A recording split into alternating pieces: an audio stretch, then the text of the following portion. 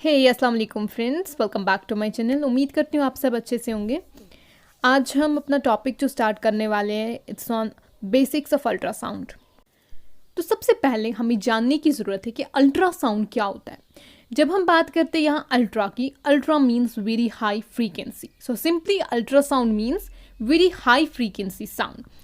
आपको फ्रीक्वेंसी पता होनी चाहिए। Frequency means number of waves produced in 1 second, means कितने नंबर ऑफ वेव्स बने 1 सेकेंड में, उसको हम फ्रीक्वेंसी कहते हैं ऑफ साउंड।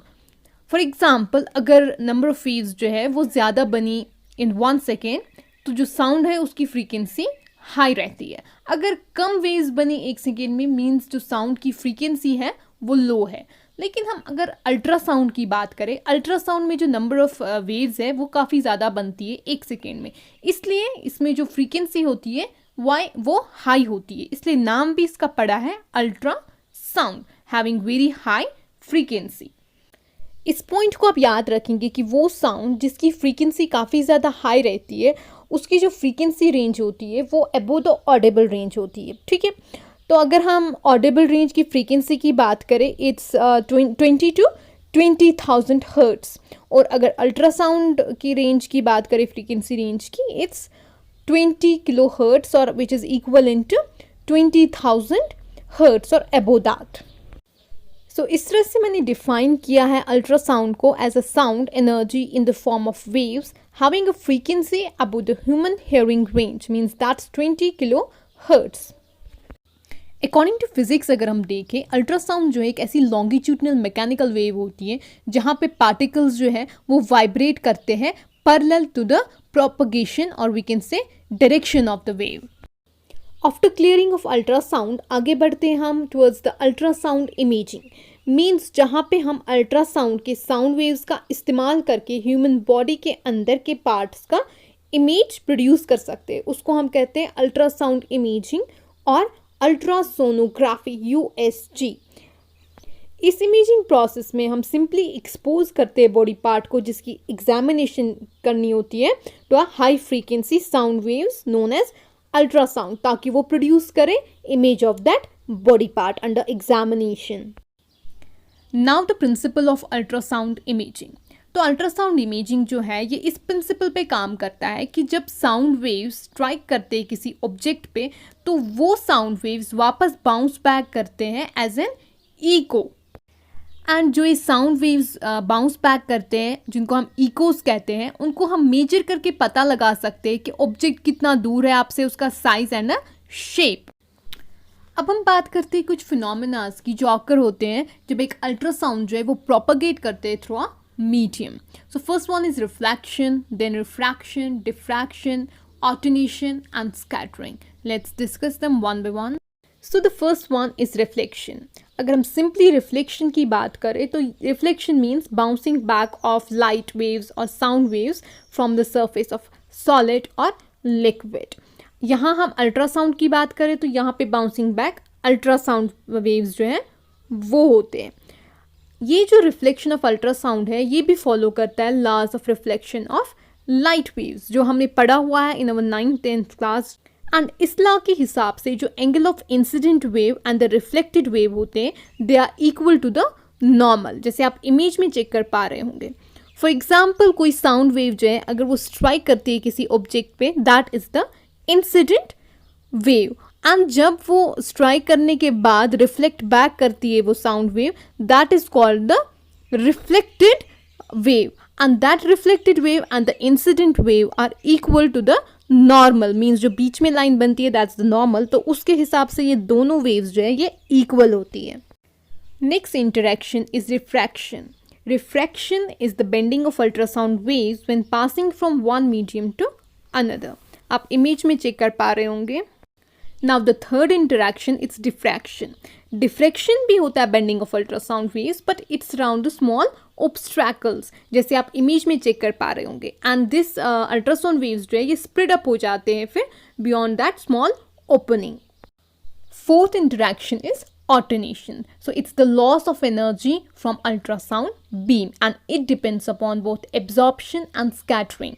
जब हम बात करते हैं absorption की, absorption means जहाँ पे जब एक अल्ट्रासाउंड बीम स्ट्राइक करती है किसी ऑब्जेक्ट पे, तो जब वहाँ पे अल्ट्रासाउंड बीम एब्जॉर्ब हो जाती है उस ऑब्जेक्ट में, उस वजह से ऑल्टरनेशन हो जाती है, मीन्स लॉस ऑफ एनर्जी हो जाती है अल्ट्रासाउंड बीम की.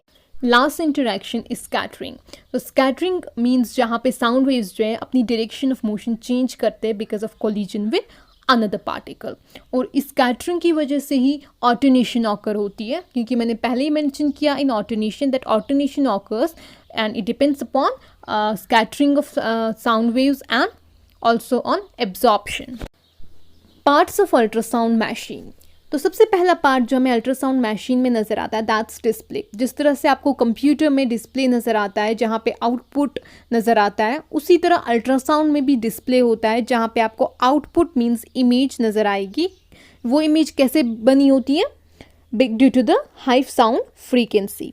Next part is keyboard cursor. Means keyboard and cursor जो है इसका इस्तेमाल किया जाता है ताकि हम इनपुट प्रोवाइड कर सकें अल्ट्रासाउंड मशीन को. And input is the patient information like name extra.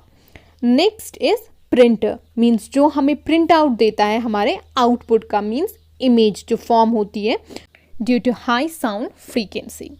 Next part is the transducer. And transducer काफ़ी ज़्यादा इंपॉर्टेंट है इन अल्ट्रासाउंड मशीन, क्योंकि ये वो वाला पार्ट होता है जो सेंड भी करता है और रिसीव भी करता है साउंड वेव्स को. ठीक है, तो ये वो वाला पार्ट है जहाँ पे आपको साउंड वेव्स जो है वो फॉर्म होंगी. ठीक है, और उसके बारे में वो कैसे फॉर्म होती है वो हम आगे पढ़ेंगे. Next is transducer pulse control. Means ये पल्स कंट्रोल जो है ये ट्रांसड्यूसर में प्रेजेंट होता है, जिस वजह से ये चेंज कराता है amplitude, frequency and duration of pulse जो इमिट हुई होती है from transducer. Next is disk storage. Means जहाँ पे हमारा डेटा जो है वो स्टोर रहता है.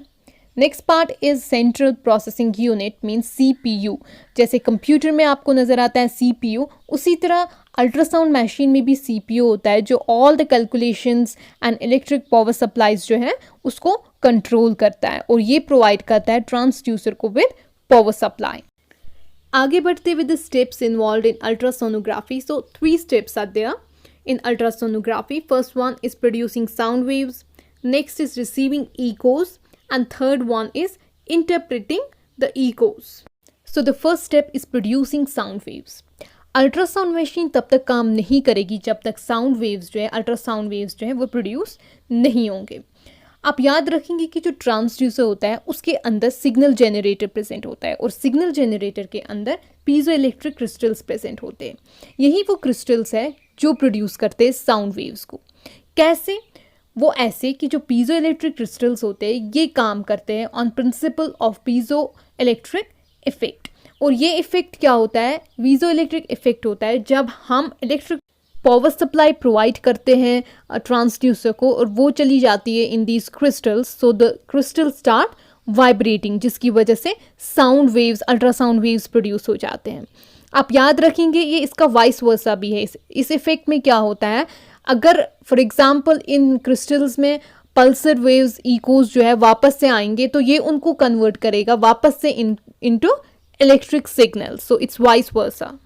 तो अल्ट्रासाउंड वेव्स प्रोड्यूस होने के बाद हम इनको सेंड करते हैं into tissue. So the second step is receiving echoes.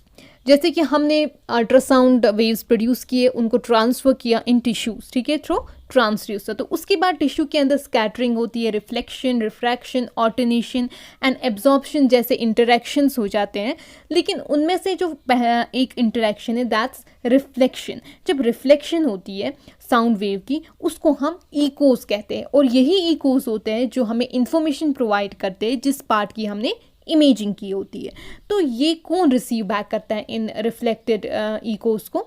इनको वापस से रिसीव करता है यही पीजो इलेक्ट्रिक क्रिस्टल्स जो प्रेजेंट होते हैं इन ट्रांसड्यूसर. और ये क्या करते हैं? Because of piezo electric effect ये कन्वर्ट करते हैं इनको these sound waves into echoes into electric signals. Third step is interpreting the echoes. Means जब हमने इन इकोज को रिसीव करके चेंज किया into electric signals because of piezo electric effect, उसके बाद हम इनको सेंड करते हैं टू कंप्यूटर फॉर एनालिसिस, और जब इनकी एनालिसिस हो जाती है, जो इन्फॉर्मेशन हमें ज़रूरत होती है वो डिस्प्ले हो जाती है ऑन स्क्रीन, और उसका हम फिर प्रिंट आउट निकालते हैं उस इमेज का. आज हम यहाँ पे एंड करते हैं और इस टॉपिक को हम कंटिन्यू करेंगे with rest of the topics in next lecture. Thank you for watching. Take care.